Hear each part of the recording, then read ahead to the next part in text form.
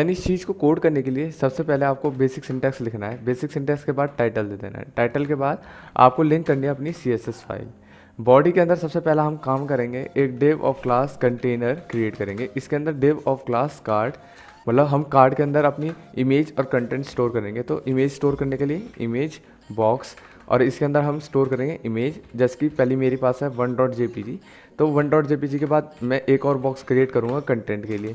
Content के अंदर मैं एक डिव क्रिएट करूँगा। डिव के अंदर डिव इसलिए क्रिएट किया है कि भाई मैं पैडिंग दूंगा जो भी मेरी हेडिंग है, और हेडिंग में लिख देता हूँ सिंपल हेडिंग। हेडिंग के बाद यहाँ पैराग्राफ देता हूँ जिसमें मैं लिख देता हूँ लॉरम 10 मीन्स 10 वर्ड। एंटर करने के बाद ये डमी 10 वर्ड्स आ चुके हैं। तो बस एक बार वापस देख लीजिए, बॉडी के अंदर कंटेनर है, मतलब कंटेनर के अंदर हमारे सारे कार्ड्स रहेंगे जितने भी हम 4 कार्ड बनाएंगे। ये कार्ड 1 के लिए है। कार्ड 1 के अंदर 2 सेक्शन है, एक इमेज 1 मतलब इमेज के लिए image box, and then content के लिए कंटेंट। देन यहाँ कंटेंट के अंदर एक डिव क्रिएट कर रखा है, उसके अंदर हेडिंग एंड देन पैराग्राफ, और इसमें इमेज बॉक्स सीधा इमेज लिंक कर रखी है। अब आपको करना क्या है कि जैसे ये पहला कार्ड हो गया, अब पहले कार्ड की तरह हमें इसे की तरह 4 कार्ड चाहिए, तो उसके लिए हमें डबल करना है इसे 3 बार। 3 बार करने के बाद आपको जो ये इमेज है, जैसे 1.jpg है, आपको यहाँ पर भी चेंज करना पड़ेगा 2.jpg। आप अपनी तरफ से कोई भी लिंक मतलब कोई भी इमेज कर सकते हो, चाहे वो कैसी छोटी बड़ी कैसी हो, ठीक है। राइट क्लिक करने के बाद यहाँ पर थर्ड लास्ट ऑप्शन आता है ओपन विद लाइव सर्वर, या फिर यहाँ नीचे भी आता है। तो ओपन विद लाइव सर्वर करने के बाद आप ये देख सकते हो जो इसका आउटपुट होगा। यहाँ पर जो मेरी पहली इमेज है, अभी थोड़ा जूम करता हूँ। जूम करने के बाद आप देख सकते हो image and my content. Then ये वाली थोड़ी जो बीच वाली इमेज है थोड़ी ज़्यादा बड़ी है, एंड देन इसके बाद इसका भी कंटेंट आएगा। कंटेंट के बाद ये तीसरी image and then fourth image.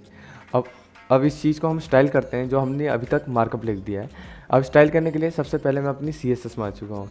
यहाँ पर यूनिवर्सल सेलेक्टर के अंदर मैंने 3 प्रॉपर्टीज़ लिखी हैं, margin 0, padding 0, box sizing is border box. ये 3 प्रॉपर्टी हर एंकर टैग में बाय डिफ़ॉल्ट आ जाएंगी। अब हम स्टाइल करेंगे अपनी बॉडी को, आप यहाँ देखते हुए चलो। जैसे कि मैं HTML है, ये मेरा बॉडी है, इसे कॉपी किया, कॉपी करने के बाद यहाँ पेस्ट किया। यहाँ display will be flex, align item will be center, justify content will be center. इन 3 प्रॉपर्टीज़ क्या होगा कि जो आपका कंटेंट है वो सेंटर में आ जाएगा। तो आप कहोगे कि अभी कैसे नहीं हुआ, देखो सेंटर में आ चुका है।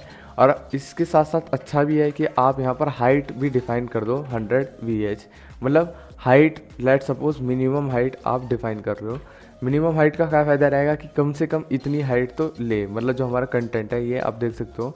अब इसके साथ साथ अब आगे बढ़ते हैं कंटेनर में। जो ये हमारा कंटेनर है जिसके अंदर हमारे 4 कार्ड्स आएंगे। डॉट कंटेनर की बात करता हूँ, यहाँ पर विड्थ दे देता हूँ 1000 पिक्सल, 1000 पिक्सल। एंड देन इसके अंदर आप देख सकते हो display will B grid. Grid के अंदर ग्रिड टेम्पलेट कॉलम, इसके अंदर आएगा रिपीट। रिपीट के अंदर ऑटो फिट, ऑटो फिट के बाद मिनिमम मैक्स, और इसके अंदर मैक्स के अंदर आपको यहाँ पर सबसे पहले मिनिमम वैल्यू पुट करनी है कि कम से कम 250 पिक्सल ले, और ज़्यादा से ज़्यादा 1 FR। 1 FR मीन्स जैसे 4 कार्ड हैं तो मतलब 4 इक्वल हिस्से बराबर में बटे। अब इसे करने के बाद आप ये देख पा रहे होगे कि जो हमारे कार्ड्स थे, थोड़ा और जूम करता हूँ,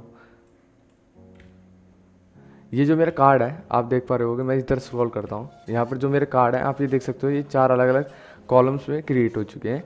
देन अब इसके बाद हम स्टाइल करेंगे अपने कार्ड को। तो कार्ड को कॉपी कर लिया, कॉपी करने के बाद यहाँ पर लिखा डॉट कंटेनर डॉट कार्ड। अब कार्ड के अंदर सबसे पहली जो हम प्रॉपर्टी देंगे वो होगी display will be flex, and flex direction देंगे कि जो इसका कंटेंट है वो किधर फ्लो करे। तो अभी के लिए हम कॉलम चाहते हैं। कॉलम से होगा क्या कि अभी देखो कुछ फ़र्क नहीं पड़ा, बट इसी चीज़ को जो मैं इस चीज़ को कॉपी करूँ, कॉपी करने के बाद यहाँ पर जस्ट पेस्ट करूँ और यहाँ पर लिखूँ NH चाइल्ड E1 मीन्स 2468। अब इसमें लिख दो flex direction will be column reverse. अब इससे क्या होगा कि एक का कंटेंट नीचे, एक का कंटेंट ऊपर। तो आप ये देख सकते हो कंटेंट ऊपर आ रहा है, एक का नीचे कंटेंट आ रहा है, एक का ऊपर कंटेंट आ रहा है। देन इसके बाद इस चीज़ को कॉपी करना है, कॉपी करने के बाद जस्ट यहाँ पेस्ट कर देना है। देन इसके बाद कार्ड के अंदर हम बात कर लेते हैं इमेज बॉक्स। अब इमेज बॉक्स को स्टाइल करने के लिए कॉपी कर लिया, कॉपी करने के बाद यहाँ विड्थ दे दी 250 pixel, height will be 250 pixel, and position will be relative. अब इसे देने के बाद आप ये देख पा रहे होगे कि इनकी जो हाइट है वो मैंने डिफाइन कर दिया है, और आप देख पा रहे होगे कि एक के ऊपर ओवरफ्लोट कर रहे हैं। अब इसी चीज़ को हम अच्छी तरह से स्टाइल करेंगे कि जिससे ये अच्छे से दिखें। देन इसके बाद क्या करना पड़ेगा आपको, जैसे कि ये हमारी जो चीज़ थी इस चीज़ को कॉपी करना है। कॉपी करने के बाद सिंपल पेस्ट। अब स्टाइल करते हैं इमेज को। इसमें विड्थ दे दी 100% मीन्स 250 पिक्सल, हाइट दे दी 100%, and then object fit will be cover. जो आपको ये नहीं पता कि ऑब्जेक्ट फिट काम क्या करता है, तो मैं एक बार देख देता हूँ। What is the use of object fit in CSS। जैसे कि आप इस चीज़ पे क्लिक करोगे तो यहाँ पर वेबसाइट आती है w3school.com। जब आप इस पर क्लिक करोगे तो ये एक एग्जांपल है इसका, बिल्कुल प्रैक्टिकल एग्जांपल। इसमें क्या है कि आप ये देख पा रहे होगे कि ये देखो, ये ओरिजिनल इमेज है, इतनी बड़ी साइज़ और डायमेंशन। जब हम पर्टिकुलर कर देते हैं कि इतनी हाइट और इतनी डायमेंशन, तो ऑब्जेक्ट कवर से क्या होगा कि ये एक साइड से इमेज नहीं लेता, जो इसका बीच का सेंटर है उसे कवर कर लेता है। आप ये देख पा रहे होगे, और ये रिस्पॉन्सिव करने के लिए बहुत अच्छा होता है। अब इसके बाद जो अगली चीज़ है, इमेज बॉक्स के बाद अब हमारा आता है कंटेंट। तो इस चीज़ को कॉपी करो, कॉपी करने के बाद पेस्ट, और यहाँ पर जो हमारा कंटेंट है, अब हम कंटेंट को अपना स्टाइल करेंगे। कंटेंट के लिए यहाँ पर डॉट कंटेंट, और यहाँ पर एक चीज़ आप और ऐड कर सकते थे, जैसे बैकग्राउंड दे दिया मैंने ब्लैक के बाद आप इसी चीज़ की जो प्रॉपर्टी है इस चीज़ को कॉपी करो, कॉपी करने के बाद यहाँ पेस्ट कर दो। पेस्ट करने के बाद यहाँ पर जस्ट बैकग्राउंड वाइट दो। वाइट देने से क्या होगा कि आप ये देख पा रहे होगे कि इसका बैकग्राउंड, बट एक सिंपल बैकग्राउंड हमें अपनी बॉडी में भी चाहिए, तो उसके लिए यहाँ पर यूज़ करो ये होगा flat.ui.color.com। जब आप इस पर क्लिक करोगे देन आप यहाँ से कोई भी कलर चुन सकते हो, जैसे कि मैंने ब्लू चुना। ब्लू करने के बाद यहाँ पर सिंपल आपको एक सिंपल बैकग्राउंड दे देता हूँ, बैकग्राउंड, और पेस्ट किया। पेस्ट करने के बाद क्या होगा कि आप देख सकते हो इसका बैकग्राउंड आ चुका है। अब इस चीज़ को और अच्छी तरह से स्टाइल करेंगे। स्टाइल करने के लिए सबसे पहले इस चीज़ को कॉपी करना है। कॉपी करने के बाद यहाँ पर जो चीज़ है इसे पेस्ट करना है। पेस्ट करने के बाद डिव लिखना है। डिव के बाद डिव के अंदर हम क्या करेंगे, पैडिंग दे देंगे 50 पिक्सल, एंड हो सके तो टेक्स्ट अलाइन भी यहीं सेंटर दे देंगे। तो इससे क्या होगा कि देखो जो मेरा कंटेंट था जो इसका, वो देखो सेंटर हो चुका है और पैडिंग भी मिल रही है। बट एक प्रॉब्लम क्या है, जब हम इसे रिस्पॉन्सिव करते हैं, अभी रिस्पॉन्सिव करता हूँ, तो रिस्पॉन्सिव करने पे क्या होता है कि ये देखो ये वाली प्रॉब्लम आती है।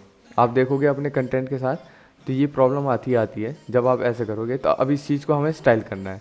स्टाइल करने के लिए सबसे पहले अपने इसमें आ जाइए, यहाँ पर @media स्क्रीन में मैक्सिमम विड्थ लिखनी है, मैक्सिमम विड्थ लिखनी है 1000 पिक्सल, मीन्स जितनी हमारे कंटेनर की हाइट थी उतनी तो उसकी अब कंडीशन होनी चाहिए इसको चलाने के लिए। देन सबसे पहले हम स्टाइल करेंगे अपने कंटेनर को। कंटेनर के अंदर क्या होगा कि आप एक प्रॉपर्टी देख पा रहे होगी जो हमने ऑटो ग्रेड की लिखी थी, इसे कॉपी करना है। कॉपी करने के बाद जस्ट आपको पेस्ट कर देना है, और यहाँ पर मिनिमम हाइट मतलब मिनिमम हाइट विड्थ इसकी हो 100%, मतलब जितनी ये कंटेनर दे पा रहा हो। तो अब क्या है कि देखो इस चीज़ को मैं कट कर देता हूँ। कट करने के बाद यहाँ पर आया, इसे थोड़ा स्मॉल किया। स्मॉल करने के बाद इसे हम इसी चीज़ यहीं से रिस्पॉन्सिव करके देखेंगे।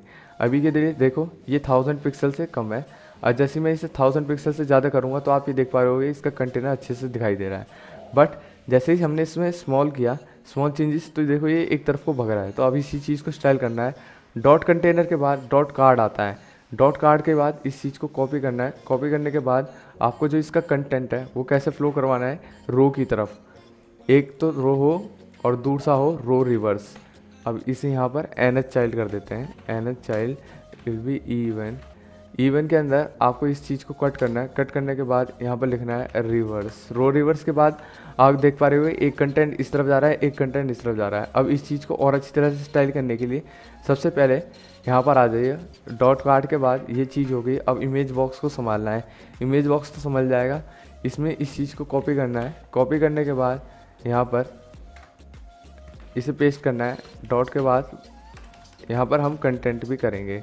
कंटेंट के अंदर आपको विड्थ दे देनी है 50%। 50% देने के बाद आप ये देख पा रहे होगे कि जो इमेज है ये देखो, जैसे मैं जूम करता हूँ तो ये 50% ले रहा है। अब इसे थोड़ा जूम करते हैं। जूम करने के बाद अब इसे F12 करने के बाद F12 से क्या होगा, आप इसे इंस्पेक्ट कर रहे हैं अच्छी तरीके से। जब हम इसे स्मॉल करेंगे तो आप देखोगे जैसे कि मैं इसे डिक्रीज़ करूँगा तो ये पूरी हाइट ले रहा है, मतलब पूरी विड्थ।